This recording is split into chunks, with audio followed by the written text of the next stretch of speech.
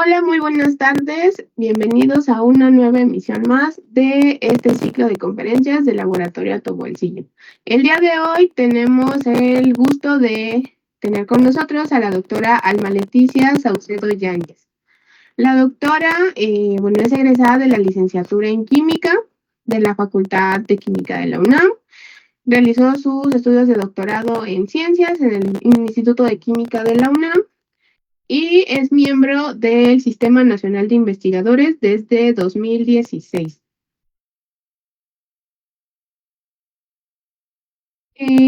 La adscripción actual de la doctora, ella es investigadora del programa Investigadoras e Investigadores por México, CONACYT, con adscripción a la Facultad de Medicina.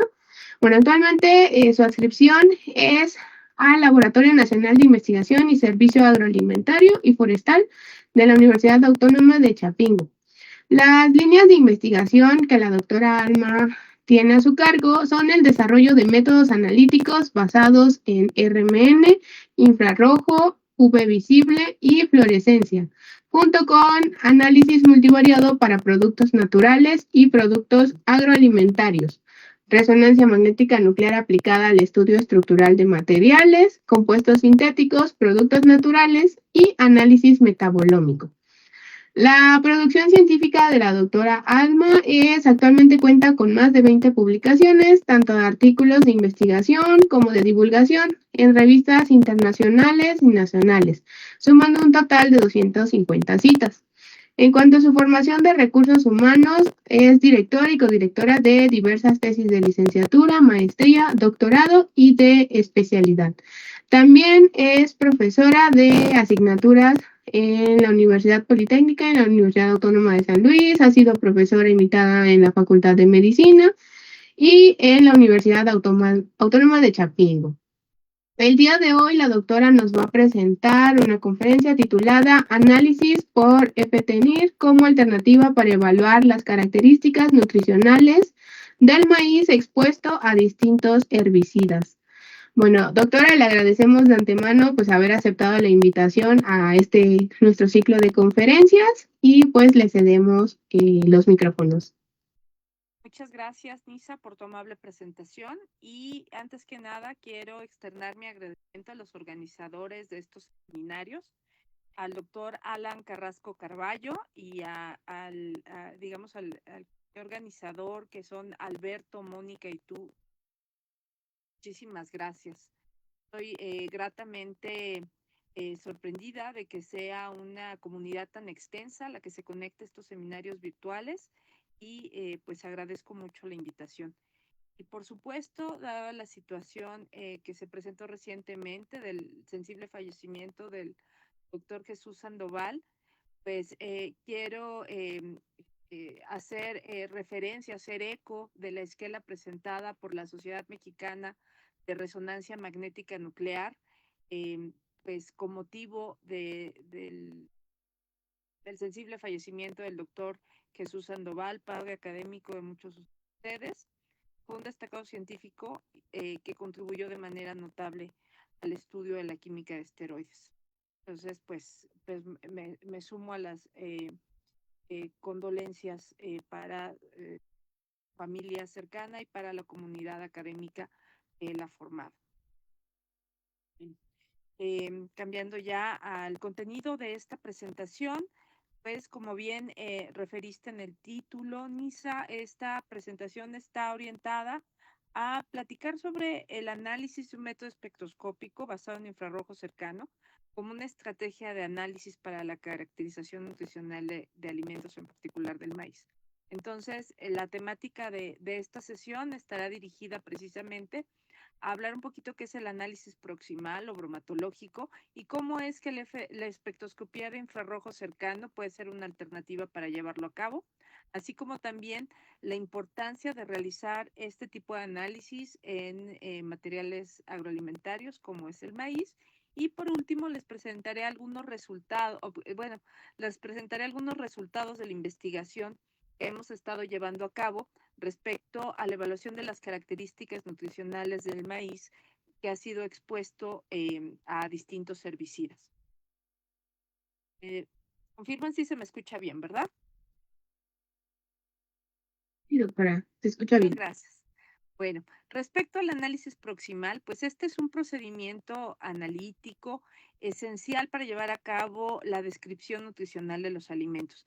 Se le denomina análisis proximal o bromatológico y nos permite determinar la cantidad presente de humedad, ceniza, grasa, proteínas, carbohidratos y fibras de forma general, por lo que brinda información esencial para evaluar la calidad nutricional de un alimento que puede ser tanto de consumo humano como de consumo animal.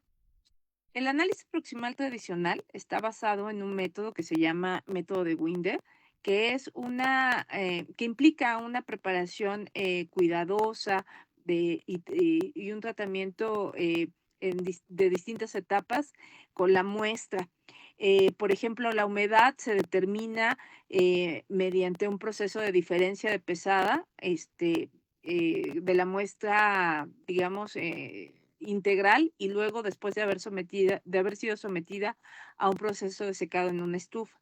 La determinación de proteínas es una determinación más compleja, por ejemplo, que implica la degradación pues, del alimento con el que se esté trabajando y usualmente el método más socorrido para la determinación de proteína es el método de Helldahl. Eh, eh, por ejemplo, para la determinación de lípidos, el método clásico es la extracción por Soxhlet y la determinación de fibra cruda implica pues una digestión en condiciones ácidas y posteriormente básicas, ¿no? Que nos permiten hacer la determinación precisamente de este parámetro. Respecto al contenido de cenizas, pues esta determinación se hace a través de la calcinación a temperaturas próximas a los 600 grados centígrados por tiempo prolongado de alrededor de 8 a 12 horas.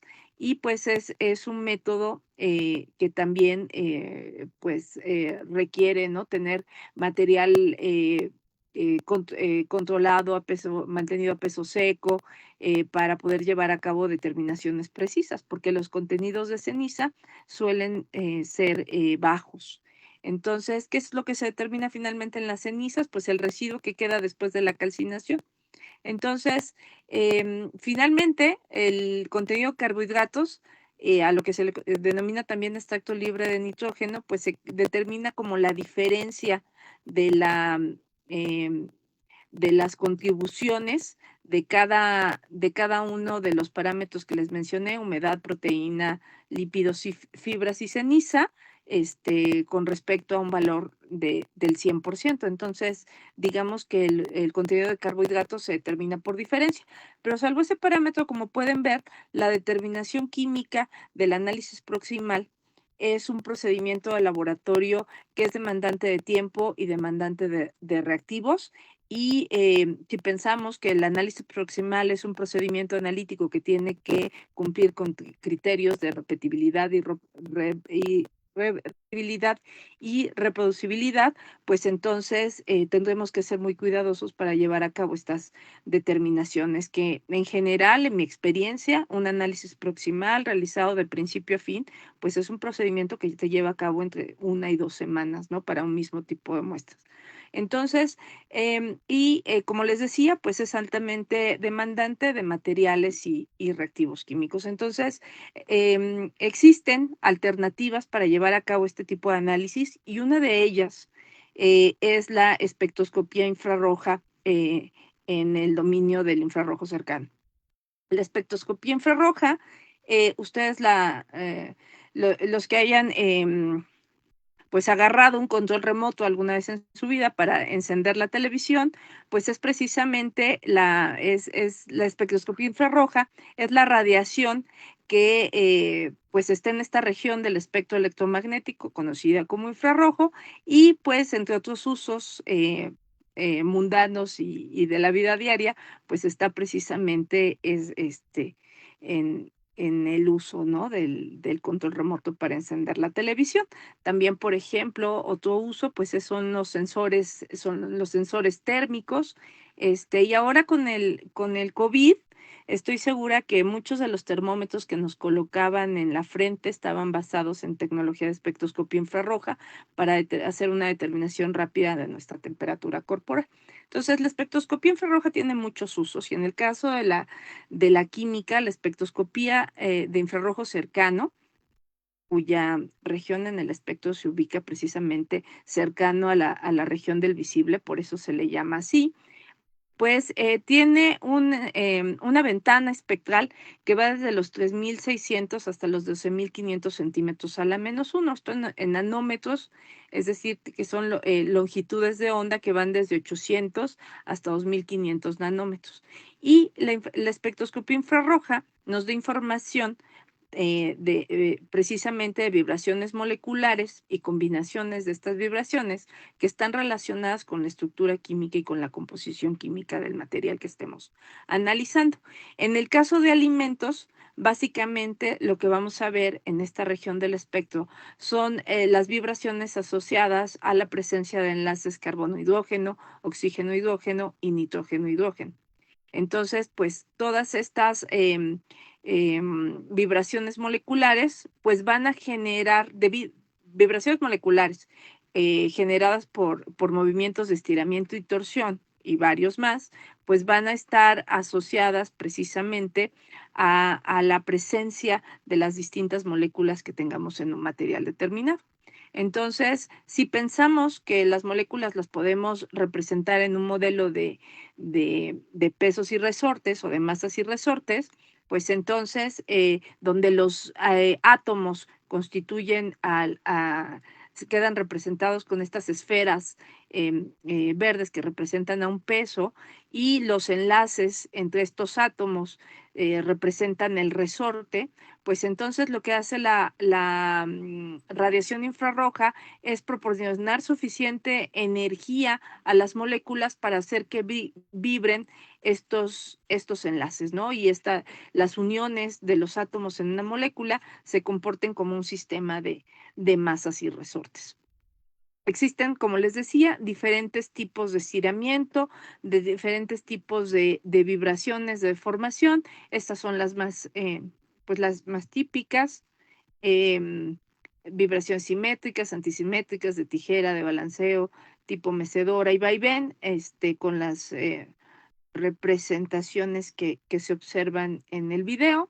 Y pues todas estas vibraciones generan señales en el espectro de infrarrojo cercano, como les decía, más o menos de 3.500, 4.000 centímetros a la -1, donde principalmente estaremos viendo los enlaces carbono-hidrógeno, oxígeno-hidrógeno, nitrógeno-hidrógeno, ¿no? Entonces aquí una ejemplificación de las regiones del espectro en donde aparecen cada tipo de enlace químico. Entonces, cuando obtenemos el espectro de infrarrojo cercano de un material, pues realmente lo que obtenemos es una huella digital que va a ser característica de ese material. Entonces, la huella digital obtenida a través del espectro de infrarrojo cercano, pues se ha convertido en el análisis de alimentos como una herramienta de identificación y de cuantificación, así como también pues de detección de adulteraciones. ¿Cuáles son las ventajas del infrarrojo cercano respecto al análisis de alimentos y en la directriz del análisis proximal? Bueno, pues que es una técnica el infrarrojo cercano que no es destructiva, donde la preparación de la muestra es mínima. Aquí les muestro una imagen del equipo que utilizamos en el ANISAF para llevar a cabo la determinación de los espectros de infrarrojo cercano, y como pueden ver, la cantidad de muestra que se utiliza, si bien es relativamente grande, porque hay que llenar un contenedor, una copa con base de cuarzo de aproximadamente 200 mililitros de capacidad, la muestra se puede analizar prácticamente de forma íntegra. Entonces, adicionalmente, la muestra se puede recuperar intacta, por eso les comento que es una técnica no destructiva. Además, pues no se requieren disolventes, para hacer este análisis, lo que la convierte en una técnica ecológicamente amigable.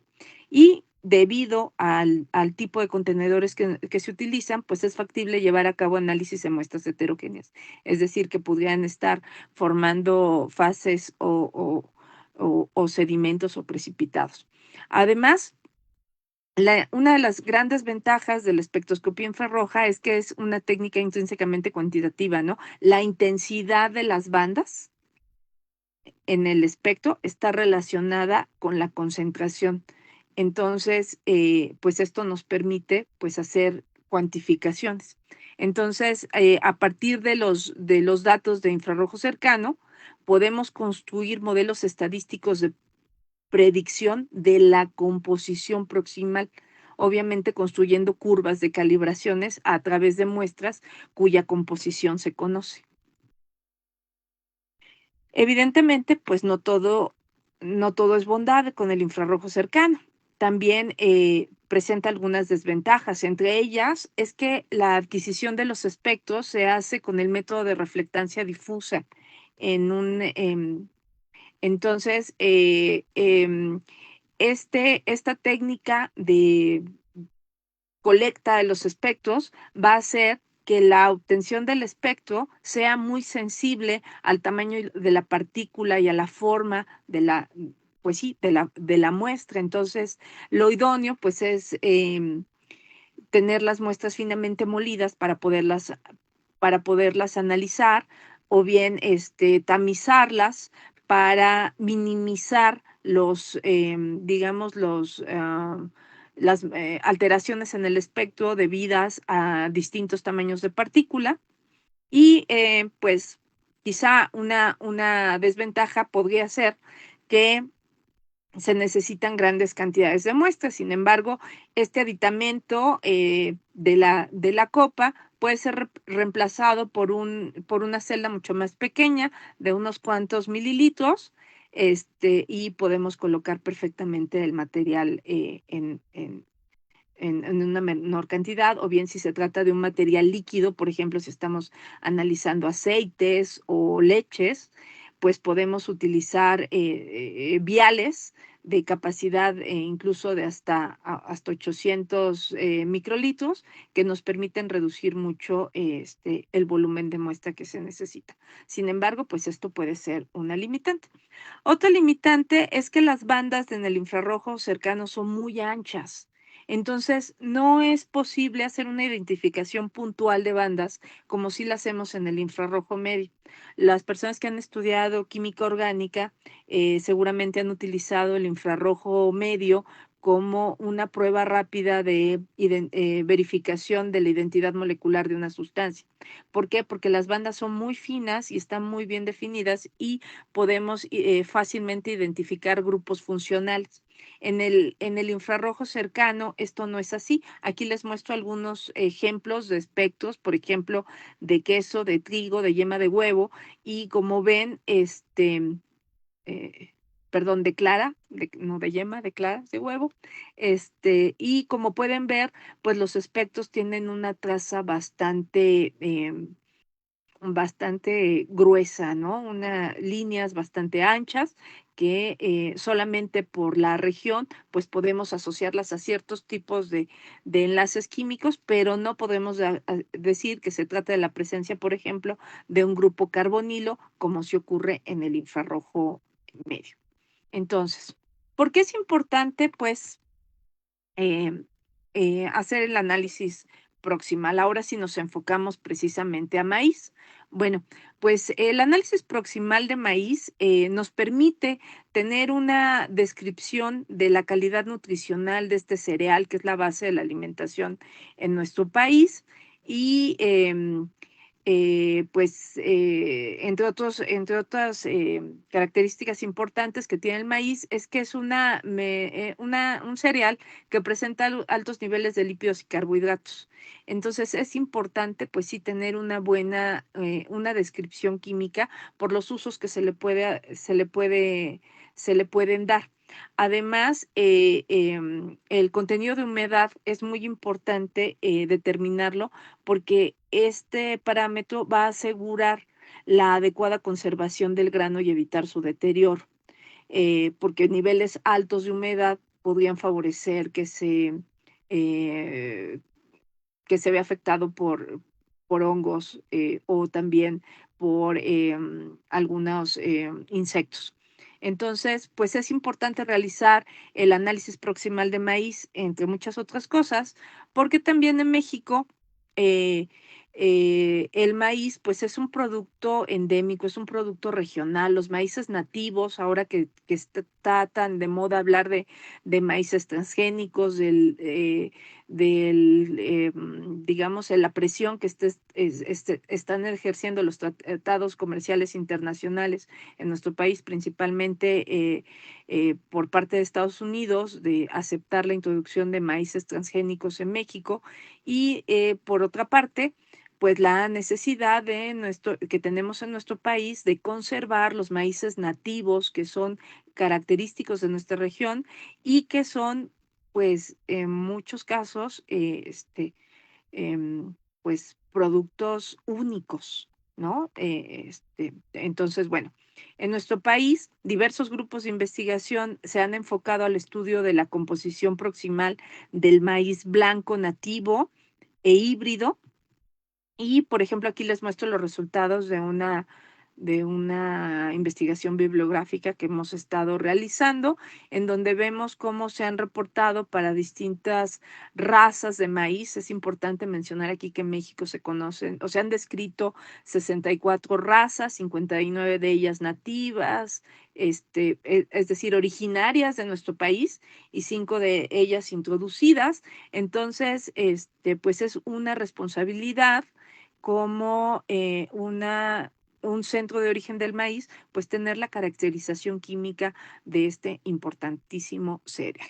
Entonces, distintos autores los han reportado, y como pueden ver aquí, la humedad oscila en valores para desde 6 al 14%. Las cenizas son, como les comentaba al inicio, son valores relativamente bajos, menores al 2%. La grasa desde el 5 hasta el 8%, perdón, desde el 3 hasta el 8%. La proteína también entre el 5 y el 14%. Los carbohidratos, aquí es muy variable, hay autores que reportan carbohidratos o bien azúcares totales, y por eso vemos diferencias en algunos de estos valores que van desde el 50 hasta el 76, 77%, pero es por la forma en la que están reportados, si bien como carbohidratos o como azúcares totales. Y la fibra, que en general no aporta más que 3%. Entonces, es importante hacer este estudio de la composición proximal del maíz, y particularmente a las variedades nativas, antes de que pues eh, pueda haber consecuencias, ¿no? de pérdida de los germoplasmas, debido a que se empiezan a consumir maíces que son comercialmente más rentables, o porque pues están cambiando las prácticas agronómicas, o están evolucionando las prácticas agronómicas en las distintas comunidades de nuestro país. Entonces, centrados ya al objetivo de la investigación que estamos llevando a cabo en la Universidad Autónoma Chapingo, a través de un proyecto con el doctor Eleazar Aguirre, estamos trabajando en realizar un estudio de cómo se ve afectada la calidad nutricional del maíz que es sembrado en distintas condiciones por exposición a herbicidas. Entonces, en esta investigación hemos propuesto que el análisis proximal se puede hacer por infrarrojo cercano,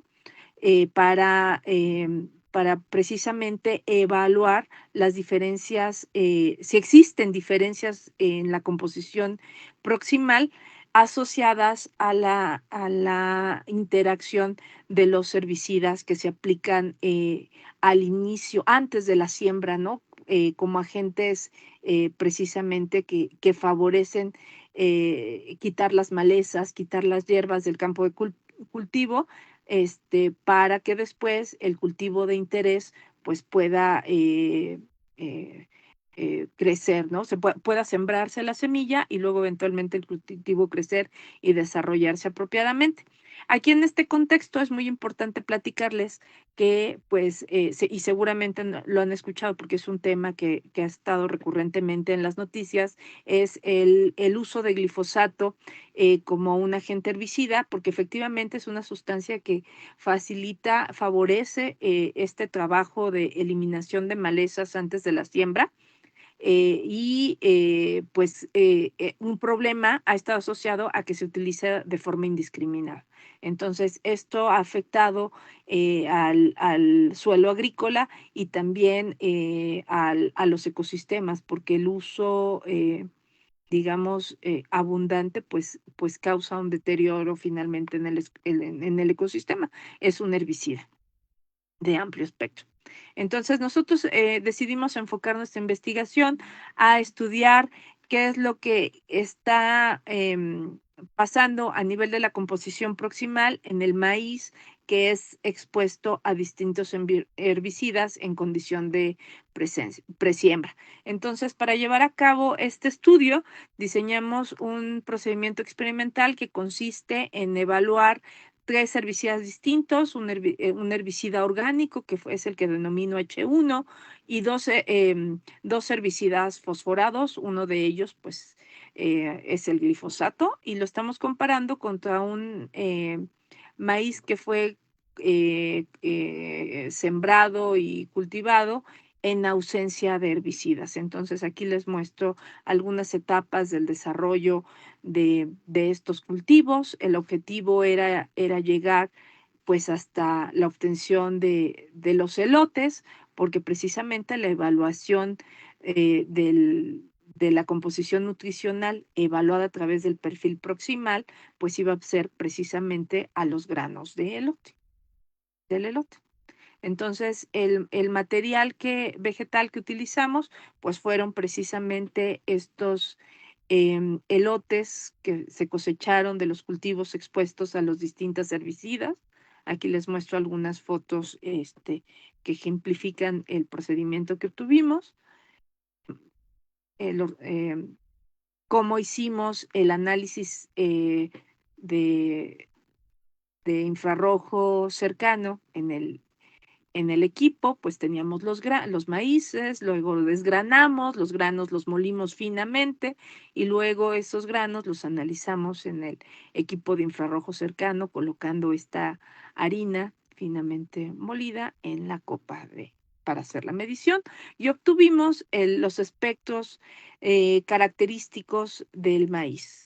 Para hacer la determinación del contenido de la composición proximal, utilizamos una base de datos que corre para el software del equipo de infrarrojo cercano. Es una base de datos específica para el análisis de cereales, específica para el análisis de maíz, y fue lo que nos permitió determinar precisamente las características nutricionales. Aquí en esta figura les muestro los datos de la base les presento la información de la base de datos con la que hicimos el análisis proximal, cómo corrimos los espectros con 64 scans, con una resolución de 16 centímetros a la -1, los analizamos con el modo de la esfera integradora, la muestra estaba finamente molida, utilizamos una copa de cuarzo y los parámetros de composición proximal que podíamos determinar con la base de datos fueron precisamente la humedad, la grasa, la proteína, las fibras, la ceniza, el almidón, la fibra en detergente ácido y la fibra neutro detergente. Entonces, esta base de datos, la que utilizamos, fíjense cuántos puntos de calibración tiene. Es una base de datos muy robusta. Esta base de datos no la generamos nosotros, la adquirimos con el software que se llama Biagri, precisamente para el análisis de maíz. Entonces, es una base de datos muy, muy robusta que nos permite hacer la predicción de la composición proximal del maíz en los intervalos que están descritos aquí para cada parámetro. Entonces, el resultado fue precisamente que pudimos evaluar los espectros de infrarrojo cercano para determinar la composición proximal. Identificamos algunas bandas que son características para las grasas, para la humedad, para la proteína. Aquí están del lado izquierdo de la diapositiva. Vemos los tipos de componentes, las bandas en donde, las regiones de las bandas donde aparecen las vibraciones asociadas a estas moléculas y pues la asignación correspondiente. Este es uno de los espectros precisamente de maíz que obtuvimos en el espectro. Entonces hicimos el contenido, hicimos el análisis del contenido proximal por infrarrojo cercano y los valores que obtuvimos, por ejemplo, están representados en esta imagen. Y aquí un comparativo, ¿no? Del testigo, del maíz testigo que no estuvo expuesto a herbicidas y de los maíces que sí estuvieron expuestos. Entonces, con esta información, pues ya teníamos datos, tomamos varias muestras, determinamos la humedad, la grasa, la proteína, el almidón, ceniza, fibra y las fibras, la neutro y la ácido detergentes. Y luego con todos estos datos, pues decidimos generar un modelo estadístico basado en análisis discriminantes de mínimos cuadrados parciales para establecer si hay diferencias entre la composición proximal de los maíces crecidos en distintas condiciones de exposición a herbicidas, y el resultado se resume en esta imagen en donde vemos el gráfico del modelo estadístico aquí al centro, donde los globos representan las digamos, los volúmenes de probabilidad de pertenecer a cierto tipo de muestras, y vemos claramente cómo el testigo, se ubica que es el color azul cielo, se ubica en una región diferente a la del herbicida 1, a la del herbicida 2 y a la herbicida 3. Es decir, la composición proximal determinada por infrarrojo cercano nos permite establecer diferencias entre los granos de maíz expuestos a distintos herbicidas, y potencialmente con esto tenemos indicios de que esta herramienta nos puede ayudar a evaluar de forma rápida qué es lo que está pasando respecto al contenido de la composición proximal en este cereal. Entonces, potencialmente podría ser utilizado para explorar otras características en el maíz. Nosotros lo hemos utilizado únicamente para evidenciar diferencias en la composición proximal. Obviamente es deseable hacer este análisis con un número de muestras grande para confirmar las tendencias, pero todo parece indicar que el infrarrojo cercano pues es una excelente herramienta de monitoreo para este tipo de investigaciones. Entonces, pues básicamente, pues las conclusiones ya se las fui diciendo, ¿no? Permitió el infrarrojo cercano estimar con buenos criterios los parámetros de humedad, grasa, proteína, fibra, almidón, ceniza y las fibras neutro y ácido detergentes. Y estos datos adicionalmente nos permitieron determinar el contenido de carbohidratos totales o azúcares libres. Y un hallazgo también pues muy notable es que los resultados de la composición proximal obtenidos para estos maíces con el método del infrarrojo cercano, pues son datos que son muy similares a los que han sido reportados en la literatura para el maíz blanco híbrido, o sea que la base de datos que utilizamos tiene una buena predicción, no tenemos predicciones, datos anómalos, y pues un hallazgo todavía más importante es que el análisis quimiométrico pues del maíz híbrido crecido en distintas condiciones de herbicidas, pues sugiere de forma preliminar que hay agrupamientos diferenciales en función del tipo de herbicida al que fue expuesto el maíz. Con esto, pues concluyo Y no me queda más que agradecer pues al financiamiento por parte de la Dirección de Investigación y Posgrado de la Universidad Autónoma Chapingo a través del proyecto 24038, cuyo titular es el doctor Eleazar Aguirre Mandujano, y por el financiamiento precisamente para este proyecto, al personal del campo agrícola experimental, a mis compañeros de la NISAF que me han apoyado, a los estudiantes de servicio social y tesistas que me han también ayudado, ¿no? a monitorear el crecimiento del maíz a lo largo de todo su ciclo de cultivo, a evaluar distintos parámetros, principalmente al tesista Alejandro, que está por terminar su proyecto de tesis, y a ustedes por su atención. Si tienen alguna pregunta, pues son bienvenidas. Muchas gracias, Nisa, y a todos ustedes. Muchísimas gracias, doctora, por la presentación. Bueno, vamos a dar paso con las preguntas, para lo cual le voy a ceder los micrófonos a mi compañero Alberto. Muchas gracias. Doctora, muchísimas gracias por su presentación.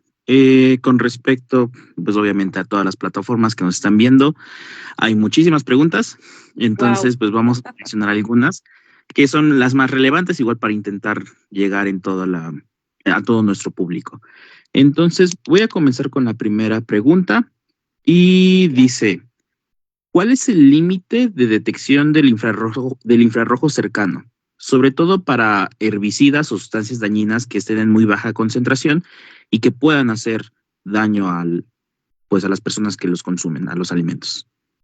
Sí, bueno, aquí separo la pregunta en dos partes. Digamos que el límite de detección del infrarrojo cercano lo podemos acotar de la siguiente manera. Si el componente que queramos analizar tiene una proporción porcentual menor al 0.5% peso en un material, prácticamente ya no lo vamos a poder determinar por esta técnica. Entonces, por eso les decía, las cenizas se acerca mucho a este límite de detección, ¿verdad? Porque las cenizas están alrededor del 1 o 2%. Hay algunos parámetros proximales que se pueden determinar porque son hasta el 0.5%, pero por debajo de ese nivel ya no lo podemos establecer. Por otra parte, los herbicidas, pensemos pues no solo en el glifosato, sino cualquier otro agroquímico que se utilice, pues ya sea para control de plagas o de malezas, control de insectos o de malezas, pues son sustancias que definitivamente conviene analizarlas por otros métodos analíticos, no por el infrarrojo cercano. Pensaría una forma relativamente sencilla es por infrarrojo medio, pero por supuesto estarían métodos espectroscópicos, por ejemplo, basados en UV visible para la detección de cierto tipo de agroquímicos y pues métodos más complejos como la espectrometría de masas y la resonancia magnética nuclear, pues también serían excelentes alternativas. Muchísimas gracias, doctora. Igual les recuerdo que tenemos un público bastante amplio, hay chicos de prepa, hay chicos hasta de posgrado, entonces también tienen una pregunta con respecto al método. Nos preguntan que ¿por qué es necesaria una celda tan grande? Porque las muestras son muy heterogéneas. Acá está la fotografía, por acá dejé la fotografía, ¿se dan cuenta? Estas celdas son grandes porque las muestras son muy heterogéneas. Déjenme habilitar el puntero a ver dónde aquí está. El puntero el punto láser.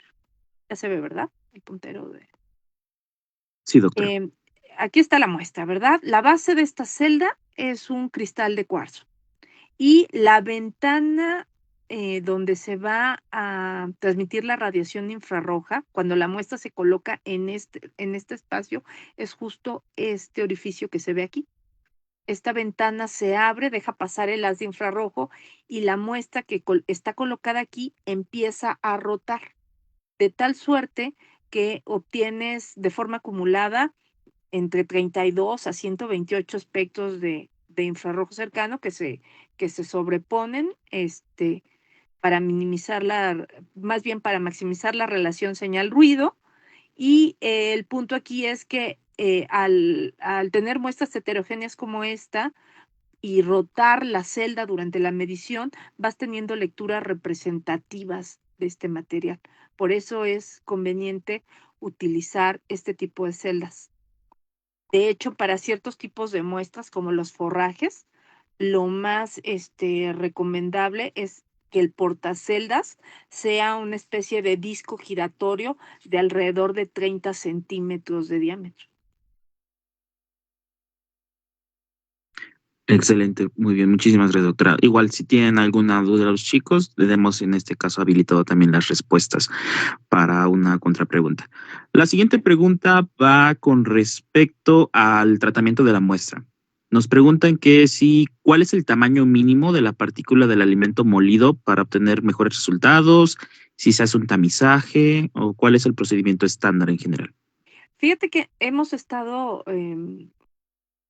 con varios estudiantes trabajando en esto, ver el efecto del tamaño de partícula. Hemos estado viendo cuál es la malla molecular que más nos conviene. Realmente, cuando tienes una muestra ya finamente molida, con tamaños de partícula menores a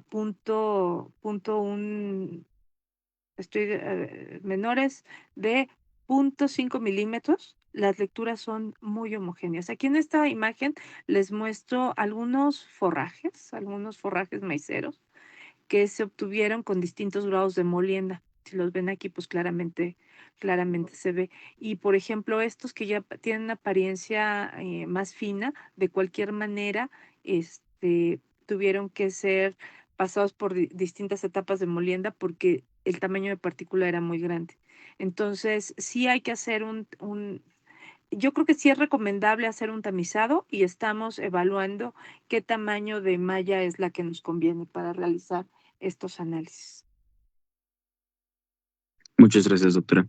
La siguiente pregunta, esa es un poquito más acerca de la aplicación en general y nos dice que ¿a qué se debe que aún no se encuentre tan distribuido el uso del infrarrojo cercano en el análisis de alimentos?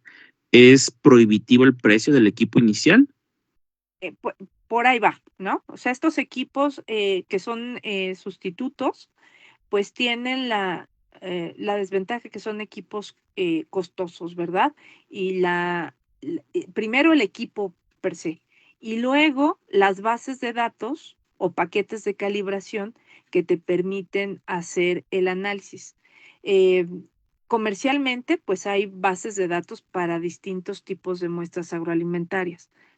Nosotros en el ANISAF tenemos la posibilidad de hacer análisis en cereales, en carnes, en productos lácteos, en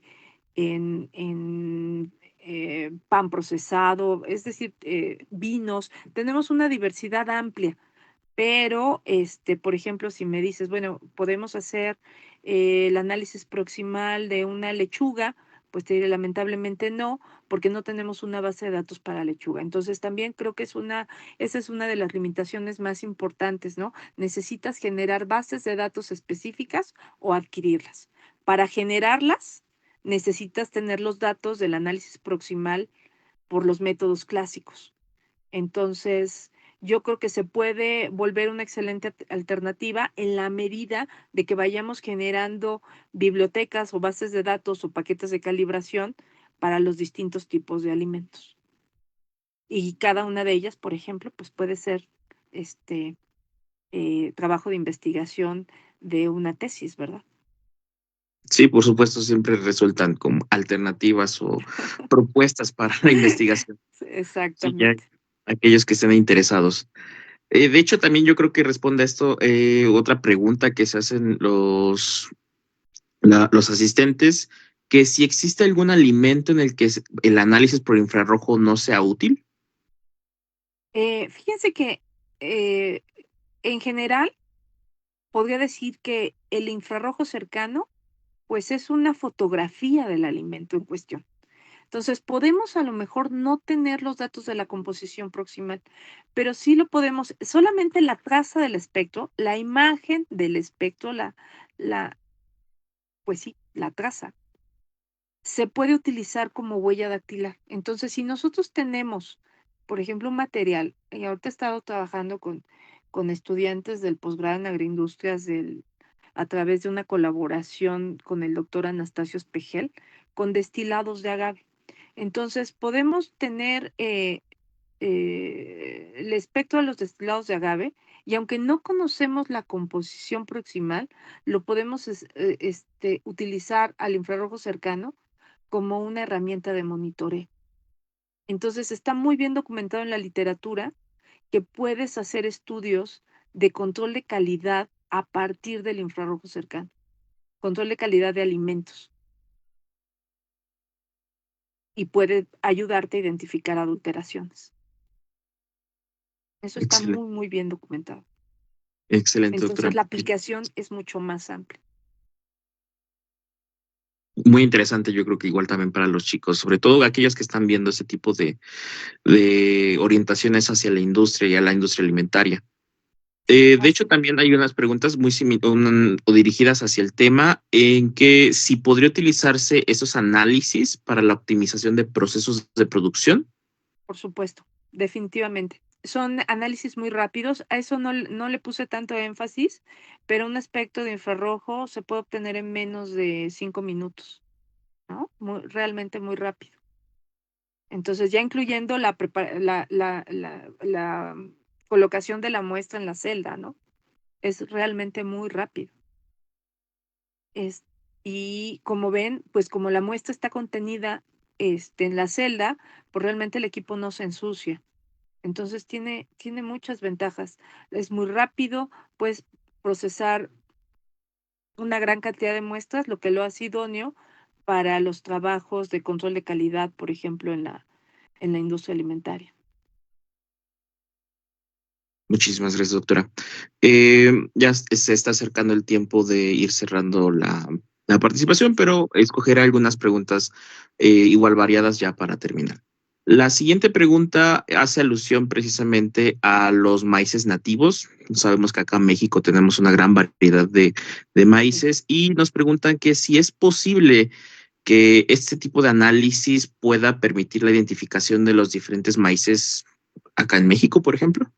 Sí, fíjense que yo he estado pues desarrollando esa idea. Definitivamente sí creo que el infrarrojo cercano puede ser una herramienta para el monitoreo. Tenemos, y mi intención es generar una quimioteca de datos de infrarrojo cercano para poder, pues con las variedades de maíz con las que he tenido oportunidad de trabajar a través de la colaboración con investigadores de la Universidad Autónoma Chapingo, y yo creo que esto sienta un excelente precedente, ¿no? De que una técnica tan amigable, tan experimentalmente sencilla en cuanto a la manipulación de las muestras, puede servir realmente como un descriptor importante para, para maíces nativos y para otros productos que son endémicos del país. Muchísimas gracias, doctora. Por último, ya para cerrar esta participación, nos preguntan qué tan reproducibles son los resultados de infrarrojo. Es decir, que si pueden existir condiciones o elementos que puedan afectar a los resultados. Por supuesto, yo te diré que una vez que has cuidado de principio a fin la preparación de la muestra, los espectros de infrarrojo cercano son absolutamente reproducibles. Cuando los sobrepones uno encima de otro, para una misma muestra, a veces es indistinguible, ¿no? Uno de otro. Entonces, la reproducibilidad de la técnica es muy alta. ¿Esto por qué es? Porque pues nos hemos enfocado pues en hacer una preparación cuidadosa en el sentido de la molienda, ¿no? Como les decía, estamos evaluando el tamizado, pero las muestras cuando son muestras homogéneas como esta que tenemos aquí y el tamaño de partícula también lo es, la reproducción es muy alta. Cuando vemos diferencias en el infrarrojo, cuando las muestras son heterogéneas, pero el que sean heterogéneas no es necesariamente malo, es también parte de la identidad de la muestra. Entonces, lo único que hay que hacer es tener un mayor número de mediciones, de tal suerte que al promediarlas te permitan tener un dato representativo del material que estés estudiando. Excelente, doctora. Bueno, nuevamente le repito, hay muchas preguntas todavía. De hecho, también hay algunas palabras muchas gracias, precisamente chicos. de agradeciendo su conferencia, que el tema fue muy interesante, pero por cuestiones de tiempo ya nos encargaremos de hacerle llegar las preguntas faltantes. Y nuevamente, por parte también del público y de nosotros como comité organizador, agradecemos muchísimo su participación. Siempre es bueno tener investigación de gran calidad para intentar precisamente exponerla y divulgarla. No, al contrario, muchas gracias a ustedes, en particular al doctor Alan Carrasco Carballo por pues tener la consideración de invitarme a estos seminarios, a la entusiasta participación de todos los que están conectados a través de los distintos medios, y pues nuevamente reiterar mis condolencias por el sensible fallecimiento del doctor Jesús Sandoval. Muy bien, doctora. Muchísimas gracias y a nuestros asistentes nuevamente les agradecemos su participación y en este caso la atención que siempre tenemos con nuestros ponentes de gran calidad, en este caso como la que presentó la doctora. Les agradecemos su participación y los esperamos la siguiente semana en una nueva emisión de este ciclo de conferencias del Laboratorio de tu Bolsillo. Muchas gracias. Al contrario, muchas gracias a ustedes y cualquier cosa, pues les dejo mis correos electrónicos.